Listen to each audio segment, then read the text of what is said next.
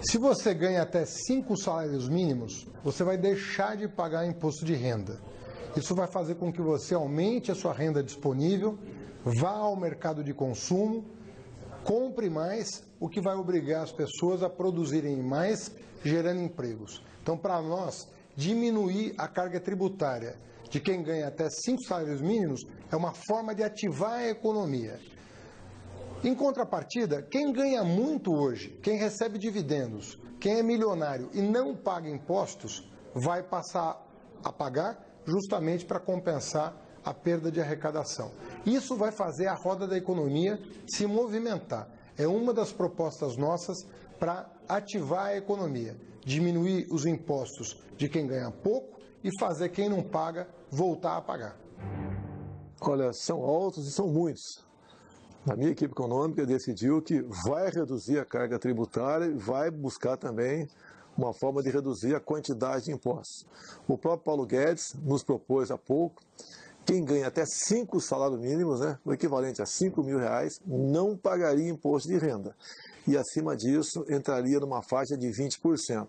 Essa redução, em parte, também seria vista para os empresários. A Inglaterra fez isso há 20 e poucos anos, Trump acabou de fazer nos Estados Unidos e deu certo. Nós temos que fazer com que quem produz não continue sendo basicamente achacado pelo governo. E essa carga tributária sufoca e não permite a criação de novos empregos no Brasil.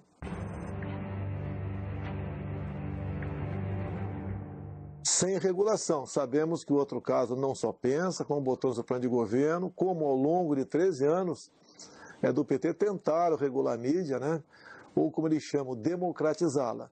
A mídia tem que ser livre, em especial a internet, que eles tentaram também censurá-la via o marco civil da internet. Liberdade de imprensa. E a imprensa que realmente estiver voltado com a verdade, como se chama a linguajar de vocês, vendendo a verdade, ela vai ser valorizada. Imprensa livre é sinal de democracia e liberdade. Uma família não pode ser dona da rádio de maior audiência, da TV de maior audiência e do jornal de maior circulação de um mesmo estado, porque isso impede você de se informar melhor sobre os assuntos do seu interesse. No mundo desenvolvido, isso é absolutamente proibido. Então, na Bahia, em Alagoas, no Maranhão, onde uma única família detém toda a comunicação do Estado, isso vai ser impedido por lei. Isso significa mais pluralidade, mais diversidade de informação, e não menos. Outra coisa importante, garantir que as agências internacionais possam continuar publicando seus jornais no Brasil. Existe uma ação hoje contra as agências internacionais que publicam em língua portuguesa. E elas têm que ter a garantia de que vão continuar atuando no território nacional. Seja a BBC, o El País, The Intercept, a Deutsche Welle, várias agências que são boas agências, respeitadas agências e que vão ter o direito de continuar atuando no Brasil.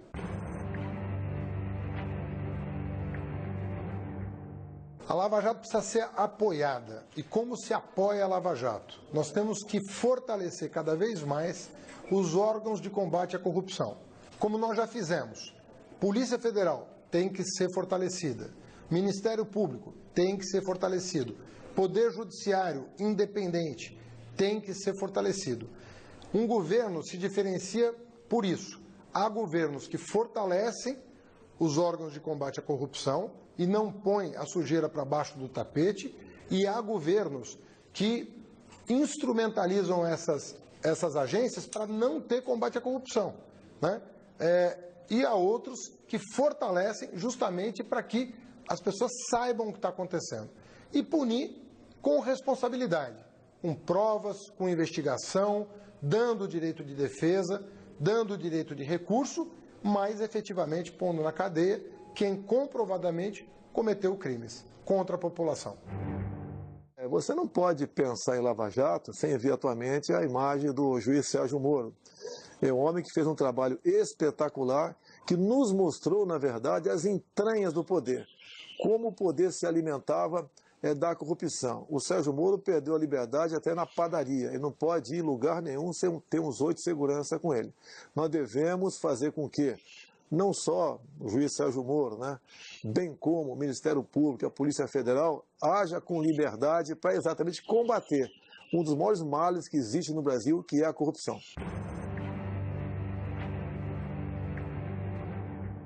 Vamos primeiro falar em posse. O que é posse de arma de fogo? É o elemento ter o direito de ter uma arma dentro de casa ou dentro da tua fazenda. Não podemos esquecer que no referendo de 2005, o povo decidiu que quer ter o direito de comprar armas e munições. O governo do PT ignorou o povo, botou certas medidas, certos requisitos, alguns até subjetivos, de modo que quase impossível você ter uma arma dentro de casa. Pretendo sim, no que depender de mim, por isso passa pelo parlamento, fazer com que todo cidadão de bem, homem ou mulher, caso queira ter uma arma dentro de casa, com alguns critérios, possa tê-la.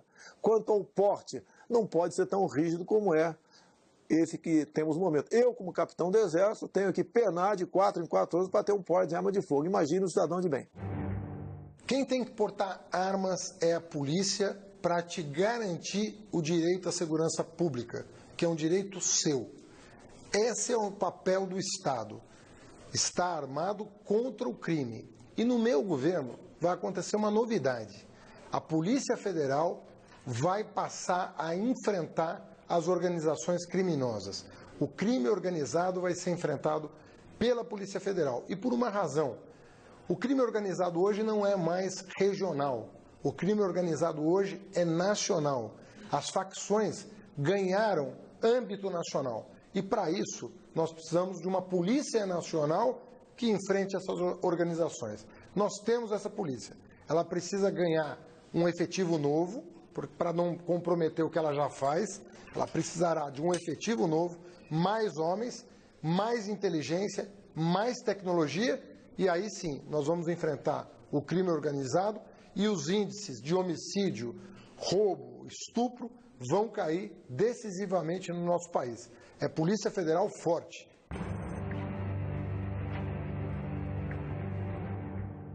Há alguns ministérios que foram extintos e trouxeram um grande problema para o país. Por exemplo, Ciência e Tecnologia foi extinto, nós vamos recuperar. Política para as Mulheres foi extinto, nós vamos recuperar. Esses ministérios são muito importantes porque eles têm a condição de oferecer uma maior atenção ao público-alvo. Uma outra questão é a igualdade racial. Nós viemos muito bem com uma política afirmativa que deu muito mais oportunidades para a população negra do nosso país, que representa 52% dos brasileiros. Ela precisa ter, a população negra, uma atenção especial, sobretudo as mulheres negras. Então, um Ministério de Igualdade Racial, de promoção da igualdade racial, um Ministério de Política para as Mulheres e um Ministério de Ciência e Tecnologia, que foram extintos pelo governo Temer, vão ser recuperados com o orçamento e com as políticas exitosas do nosso período, que promoveram direitos importantes para a população brasileira. O número de ministérios foi expandido para atender interesses políticos partidários. Desde o primeiro momento, eu não negociei com nenhum partido, porque a negociação passa pelo critério toma lá, dá cá. Nós pretendemos ter aproximadamente 15 ministérios, até para que não só o presidente, mas como o povo conheça quem são os seus ministros. E o nosso critério será o técnico, tem que ser um ministro competente, um ministro interessado, obviamente, e que tenha liberdade e, mais do que isso, né, ele tem iniciativa para buscar soluções para a população e não para partidos políticos. Esse setor, há mais tempo eu tenho conversado com eles. Primeiro, nós vamos fundir o Ministério da Agricultura com o meio ambiente. Vamos acabar com essa briga. O homem do campo o tempo todo sendo ameaçado por fiscais. Uma verdadeira indústria da multa por parte do IBAMA e ICMBio. Eles querem uma garantia jurídica. O que é isso? Ele não quer acordar e tomar conhecimento que sua fazenda agora está num plano, numa portaria, para que ela seja demarcada como terra indígena. Isso vai acabar. Nós vamos tipificar as ações do MST como terrorismo. Eles querem também infraestrutura, eles querem paz, eles querem uma legislação trabalhista diferente para o campo, para a cidade. Você tem que trabalhar muitas vezes sábado, domingo e feriado, trabalhar Natal também. Você não colher aquilo naquele dia, no outro dia pode chover, ou pode ser tarde para a colheita. Ninguém quer acabar com os direitos trabalhistas, mas quer algo nesse sentido para o campo. O agronegócio é muito importante para o Brasil porque produz alimentos, exportação, divisas, ou seja, os dólares das nossas reservas cambiais. Então nós precisamos apoiar o agronegócio. Agora nós precisamos fazer algumas observações. Primeira, terra é para produzir. Terra não pode ser improdutiva. Tem gente que não tem casa, tem gente que não tem terra, porque pessoas mantêm a terra improdutiva. Isso tem que acabar. Nós temos que elevar o nível de produtividade da terra. Segundo ponto importante, o respeito ao meio ambiente. Desmatamento líquido zero, nós não vamos admitir novos desmatamentos, até porque a terra disponível é mais do que suficiente para continuar expandindo a produção sem necessidade de cortar uma árvore para isso da Amazônia, então preservar o meio ambiente. E a segunda coisa importante, garantir alimento saudável, produzir com menos agrotóxico, produzir com insumos saudáveis, estimular a agricultura familiar, estimular a agricultura orgânica, introduzir na merenda escolar, como eu fiz como ministro, alimentos da agricultura familiar e alimentos orgânicos. Em relação às drogas, nossa defesa é clara. Traficante na cadeia, usuário com tratamento, usuário tratado. Nós temos que fazer essa diferenciação muito criteriosamente para tratar a questão de um lado como crime, de outro como saúde pública. Nós temos várias experiências no país e no mundo em que nós recuperamos as pessoas da droga. Uma outra coisa importante, tem que estar no currículo o tema. O jovem brasileiro precisa conhecer melhor o seu próprio corpo, o organismo humano, saber com antecedência os efeitos da droga sobre a sua saúde. Se ele estiver bem orientado, se ele estiver bem informado, ele vai se afastar das drogas naturalmente. E se porventura acontecer, coisa que ninguém quer, da pessoa acabar tendo caído nas drogas, como se diz popularmente, nós temos que tratar e recuperar. É absolutamente possível hoje oferecer tratamento e recuperar a nossa juventude. Agora, o lugar de traficante é na cadeia. Zero. Não passa pela minha cabeça a liberação de drogas. Alguns dizem que você vai diminuir a violência e a briga entre traficantes. Não vai. Não vai. Por quê? Se fosse verdade, não teríamos contrabando, né, de cigarros. Hoje em dia, temos aí mais de 40% do cigarro contrabandeado aqui, de especial aqui do Paraguai. Ninguém vai querer perseguir o usuário, mas vamos combater sim nas fronteiras, a exemplo do Departamento de Operações de Fronteira e da Polícia Militar de Mato Grosso do Sul, para que os integrantes das Forças Armadas, com retaguarda jurídica e com meios, possa realmente exercer um trabalho de fiscalização e na contenção de entrada de drogas no nosso Brasil.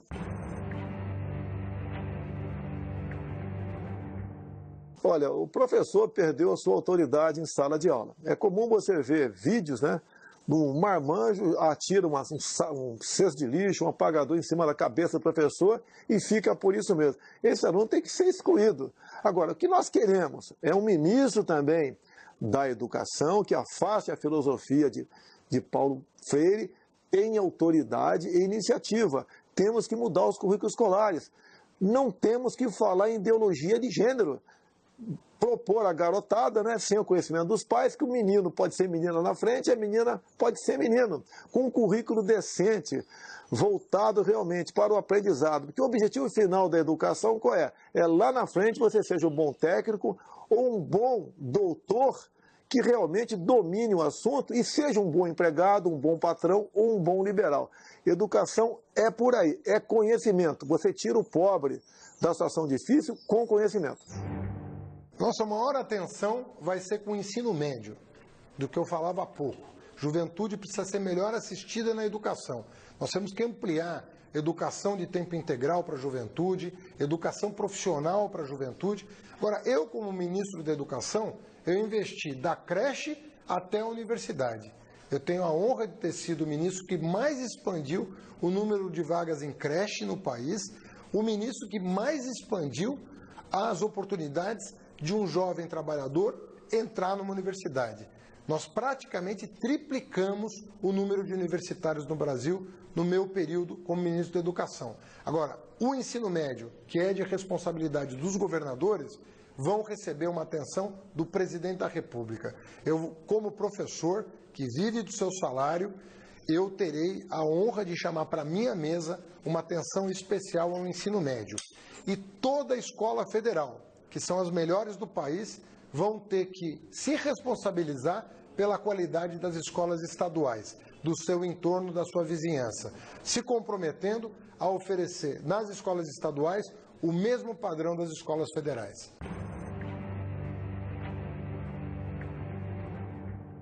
Olha, o programa Mais Médicos talvez seja um dos maiores legados do nosso governo. 60 milhões de brasileiros que não tinham atendimento médico passaram a ter. Mas nós precisamos dar um passo a mais. E o Mais Médicos vai receber esse apoio. Em que direção? Para que você tenha acesso ao médico especialista. O Mais Médicos é atenção básica. Quando você precisa do médico especialista, nem sempre você tem um médico disponível na sua região. O que nós vamos fazer?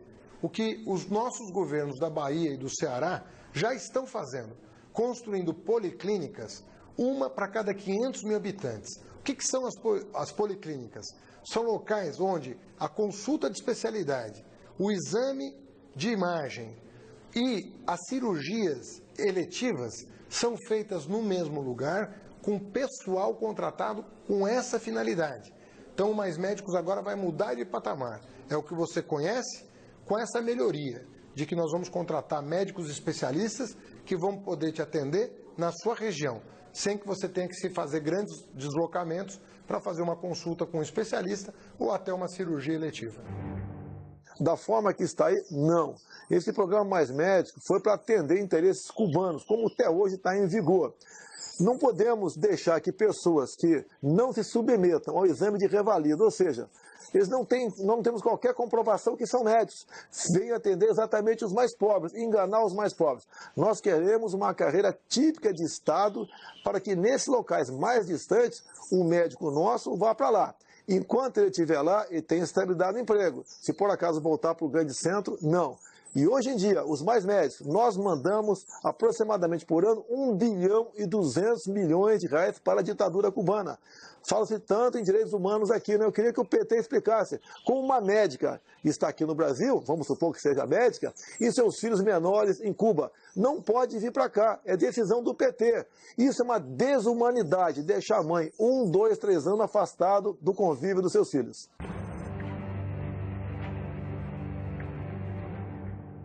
Nós queremos um Estado necessário. O PT criou aproximadamente 50 estatais. Quase todas elas serão privatizadas ou extintas. Mas temos que ter responsabilidade nas demais privatizações. Tem lá servidores e tem a função social das estatais. E tem a questão estratégica também. Não vejo com os bons olhos você pegar o miolo, a geração de energia, por exemplo, e privatizar. Para que capital? Se você for vender para o capital chinês, você não está privatizando, você está estatizando para a China. As questões de Banco do Brasil, Caixa Econômica, Banco do Nordeste, entre outros, a mesma coisa. Agora, temos muitas estatais que você pode realmente privatizar, são até lucrativas, mas temos que ter um modelo adequado, como, por exemplo, o que foi feito com a Embraer no passado, a Golden Share. Continua conosco, o governo tem um poder de veto, de modo que os seus acionistas não podem simplesmente fazer o que bem entender por ela. Vamos sim diminuir o peso do Estado, diminuir estatais com responsabilidade, até para combater a corrupção. Olha, Petrobras, Eletrobras, Correios, Banco do Brasil, Caixa Econômica Federal são estatais intocáveis. É um patrimônio do Brasil, um patrimônio do brasileiro e geralmente quando vendem na bacia das almas. Vendem a preço de banana, como aconteceu nos anos 90. Até hoje a gente não sabe qual foi o destino do dinheiro das empresas privatizadas. Nós precisamos defender o patrimônio brasileiro, defender o pré-sal, defender a Embraer, que o governo Temer resolveu vender para a Boeing como empresa americana, cometendo um crime de lesa pátria, porque a Embraer, inclusive, cuida da nossa defesa, a tecnologia de defesa aérea no Brasil é desenvolvida pela Embraer. Então nós temos que ter muita cautela com esse assunto. Essas pessoas que, em geral, falam que vão vender o patrimônio público, geralmente estão com outro interesse na cabeça. Tem alguém que vai ganhar dinheiro e, infelizmente, não é você, cidadão. Vamos defender o patrimônio público. Nós temos a honra de ter feito o Bolsa Família no governo do presidente Lula e esse programa precisa ser fortalecido, inclusive para tirar o país da crise. Porque quanto maior o Bolsa Família, maior a capacidade de consumo das famílias que estão hoje numa situação precária. Tem gente que trocou o gás por lenha porque não tem dinheiro para comprar o gás, porque o governo Temer dobrou o preço do gás. Então, não é assim que se faz com o povo mais pobre. Nós precisamos cuidar das pessoas. E um recado que eu dou para você. Para esse governo, para o meu adversário, o pobre é parte do problema. Para nós, é parte da solução. Quando você dá poder para as pessoas, para o trabalhador, para as famílias mais pobres, você aquece a economia, nós fizemos isso. E ao aquecer a economia, nós geramos em 12 anos 20 milhões de empregos no Brasil. Nós não podemos esquecer disso, porque é justamente a partir do momento em que você fortalece a renda das famílias, você tem a imediata contratação de pessoal para produzir para essas mesmas famílias que estão com poder de compra maior. Então você conta conosco, porque é um programa que a gente tem orgulho e que nós vamos fortalecer. Ele não pode ser utilizado para angariar votos, servir de curral eleitoral. No dia de ontem, o general Mourão, meu vice-presidente, conversando com Paulo Guedes, decidiu conceder, caso sejamos eleitos, o 13º para quem ganha Bolsa Família. E não vai ter um custo adicional, porque essa diferença do 13º para pagar para quem merece, para quem necessita, vem do combate ao roubo e à fraude. Bolsa Família tem que existir. Não vale esse fake news pregado pela esquerda que eu vou acabar com Bolsa Família. Muito pelo contrário. Nós vamos dar o Bolsa Família para quem realmente merece e precisa dele.